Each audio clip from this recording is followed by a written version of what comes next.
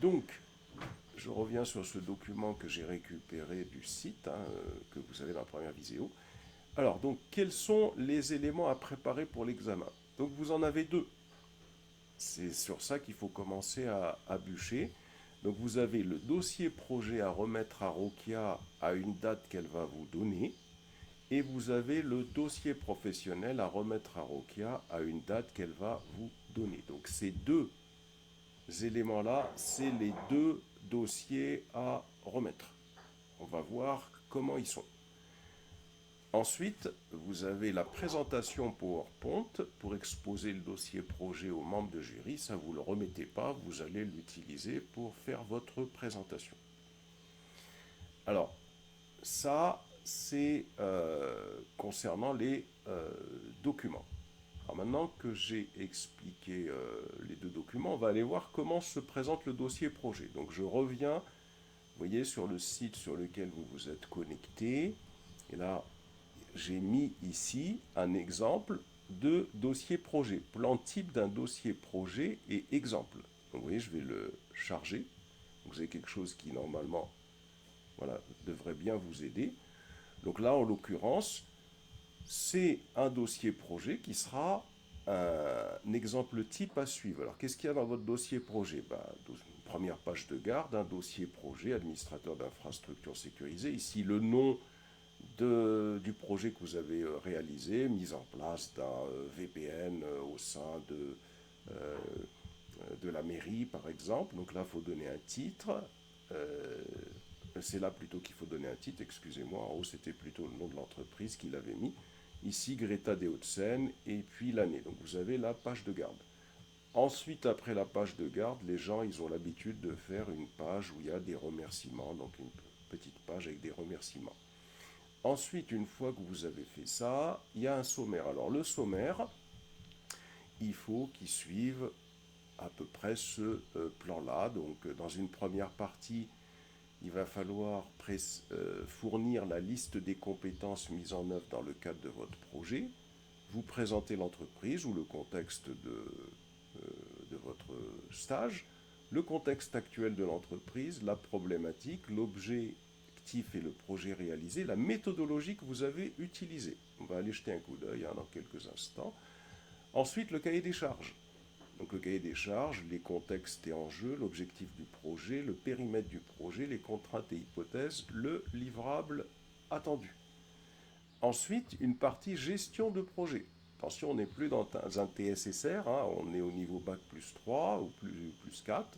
Donc là, il faut cette partie gestion de projet. Planification et suivi, environnement humain et technique, les objectifs de qualité, la gestion des risques, les spécifications fonctionnelles, les spécifications techniques. Ensuite, il faut argumenter les choix et les solutions retenues. Donc il faut faire une analyse des besoins techniques et fonctionnels, l'étude comparative des solutions. Par exemple ici, voilà, il a fait une comparaison entre les firewalls, les solutions cloud et les solutions de monitoring qu'il a choisies pour son stage. La justification des choix, il faut le justifier et la méthodologie de sélection utilisée.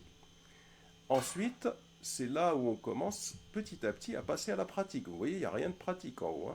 Il n'y a rien de concret, il n'y a pas de... C'est à partir de maintenant. Alors ici, pour l'organisation de la mise en œuvre, vous expliquez le plan de déploiement que vous avez choisi, l'architecture technique, les procédures et protocoles, la gestion du changement. Il faut que vous expliquiez comment les changements vont être gérés.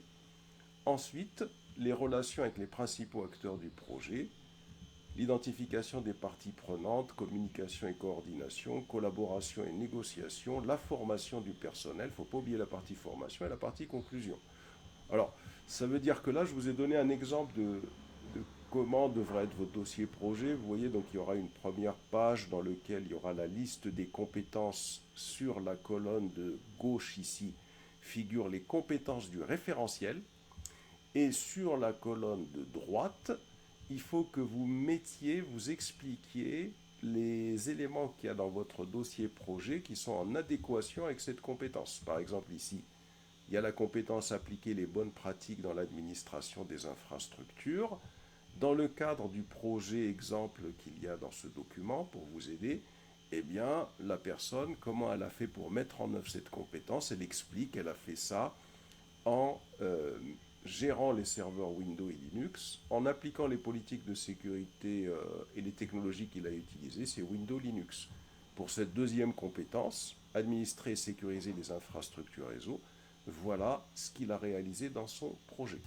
Ça, c'est très important que ça figure au niveau de votre dossier projet, à cet emplacement-là, et ça va vous permettre, en fin de compte, de vous assurer que votre projet recèle toutes les compétences du référentiel. Si ce n'est pas le cas, ça veut dire que il faudra penser à voir parmi les manipulations que vous auriez fait en cours une, une, une pratique à ajouter pour indiquer que vous savez faire cette compétence-là. Ensuite, il va y avoir dans ce dossier projet la présentation de l'entreprise, le contexte actuel de l'entreprise, c'est-à-dire qu'est-ce qui existe actuellement, parce que votre travail, ou s'il n'y a rien, il n'y a rien, mais votre travail en tant qu'administrateur d'infrastructure sécurisée, c'est de savoir sécuriser une infrastructure, de savoir la faire évoluer. Ensuite, ici, la problématique, vous expliquez la problématique, les objectifs. Donc il y a des exemples, vous voyez, un exemple à suivre. J'ai fait exprès. La méthodologie que vous avez choisie. Donc ici, vous voyez, il explique la méthodologie. Pour atteindre mes objectifs, j'ai choisi de mettre en place une approche structurée en plusieurs étapes. Il explique, donc à vous d'expliquer votre méthodologie. Ensuite, ici, le cahier des charges, donc avec tout ce que j'ai dit, vous voyez, donc vous avez un exemple type à suivre, ici, donc je continue, les livrables attendus et la partie gestion de projet, donc là vous allez pouvoir suivre cet exemple, comment est-ce que vous allez incorporer la gestion de projet dans votre document avec le diagramme de Gantt du projet. Ensuite, l'environnement humain et technique, les objectifs de qualité que vous devez respecter, la gestion des risques. Donc la gestion des risques, ici, vous expliquez la méthodologie que vous avez utilisée pour justement cette gestion des risques. Donc vous voyez, vous avez un exemple à suivre ici, et le tableau justement de gestion des risques. Par exemple, ici, le risque d'intrusion réseau dans ce que vous avez mis en place, son impact, sa probabilité, la criticité, les mesures de prévention que vous avez prévues, les mesures de traitement. Ensuite, vous continuez plus bas, donc vous avez toujours ce qui suit le schéma. Vous pouvez faire une petite explication des colonnes, le plan de reprise d'activité que vous avez prévu au cas où il y a un problème, donc vous voyez, donc il va falloir suivre. Et puis, ici, l'audit de sécurité interne qui a été prévu dans votre projet. Ensuite, c'est là où on commence à parler des spécifications fonctionnelles. Donc, vous présentez le schéma de l'infrastructure réseau que vous allez mettre en place. Voilà, donc là, c'est un schéma. Et vous parlez des spécifications techniques, ça veut dire que vous allez décrire de façon détaillée les technologies que vous avez utilisées. Par exemple, ici, il a utilisé OpenSense, il décrit ce que c'est qu'OpenSense et le rôle de cette technologie dans son projet. Lui, il a utilisé Grafana et Prometheus, il décrit cette technologie. Vous, il faut faire la même chose. Si vous avez de l'Active Directory, vous décrivez, etc. Il faut expliquer ce que c'est. Voilà, tout ça, c'est les spécifications techniques. Vous voyez, c'est une définition des technologies utilisées. Et ensuite, il faut argumenter les choix des solutions retenues. Mais pour argumenter, ça veut dire que vous devez présenter un petit tableau dans lequel, par exemple, pour la solution de monitoring, ici, il indique les paramètres qui ont permis de faire le comparatif entre les deux solutions et il explique Grafana, quelle est sa capacité par rapport à ces paramètres, Nagios, quelle est sa capacité par rapport à ces paramètres, par exemple, pour justifier son choix, et il fait une conclusion à la fin, vous voyez, concernant le choix final. Même chose pour les pare-feux, c'est-à-dire que l'objectif, si vous voulez, c'est par rapport aux technologies que vous avez utiliser de justifier votre choix. Un professionnel, il fait ça, hein, c'est-à-dire c'est pas quelque chose qui vous est imposé. Ensuite, dans la justification des choix, il faut un petit tableau financier dans lequel vous faites un calcul du retour sur investissement de la solution choisie. Ici, par exemple, il y a un petit tableau, vous allez pouvoir vous aider de tout ça, dans lequel il explique pour chaque élément, par exemple la migration AWS, ECD, RDS, S3, il explique quel va être son coût initial, son coût mensuel, son coût annuel, et là il fait un calcul du total. Et pour le retour sur investissement, le ROI, eh bien, il utilise une formule ici, un calcul du ROI, qui va être les bénéfices apportés moins les coûts divisés par les coûts multipliés par 100. Il trouve que c'est 11,73%. Et donc le ROI montre que l'investissement dans les solutions cloud et de sécurité est justifié par un gain en productivité et en sécurité à long terme.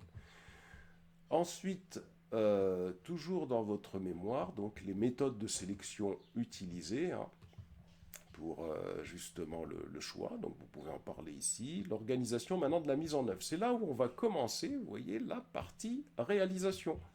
Donc dans l'organisation de la mise en œuvre, il faut parler du plan et du déploiement, parce qu'il faut commencer par ça. Ensuite, l'architecture technique choisie, les procédures et protocoles, la gestion du changement, qu'est-ce que vous faites par rapport à ça quand votre solution va changer. La relation avec les principaux acteurs du projet, voilà, donc là vous en parlez ici, c'est très important.